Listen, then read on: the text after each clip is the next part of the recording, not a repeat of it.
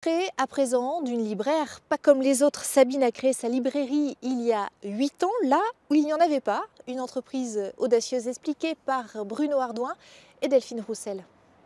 Ville de la Linde, 3300 habitants, son église et sa libraire. Décadence, Michel Onfray. Alors je regarde parce qu'il est peut-être dans les colis que j'ai reçus aujourd'hui même.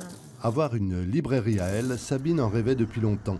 En 2009, elle ouvre boutique. La Linde, c'est un peu central entre Périgueux, Sarlat et Bergerac, donc il fallait aller dans une de ces trois villes pour acheter des livres ou sinon commander en ligne. Et que ça faisait plusieurs années que j'avais envie d'ouvrir ma propre librairie.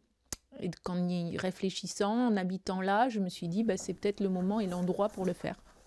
À la Linde, il n'y avait jamais eu de librairie. D'abord un premier local de 40 mètres carrés, remplacé par un second en 2012, plus du double en surface. Il faut apprivoiser les gens, il faut qu'ils aient l'habitude de vous, d'abord, qu'ils apprennent à vous connaître.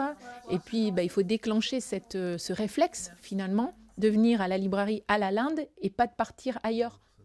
Pour fidéliser ses clients, Sabine propose plus qu'une simple librairie. Conseils, rencontres avec des auteurs, goûter lecture pour les enfants, voire même petits spectacles, au fond, un lieu qui lui ressemble. Il y a une citation de Jules Renard qui dit « Chacune de nos lectures laisse une graine qui germe ». Voilà. Et c'est cette citation, en fait, qui m'a donné l'idée de l'appeler « Grain de lire », parce que c'était vraiment ça, c'était le fait de faire germer la lecture. Grain de lire prouve que tout en étant loin de la grande ville et malgré Internet, libraire à la campagne, le métier est possible.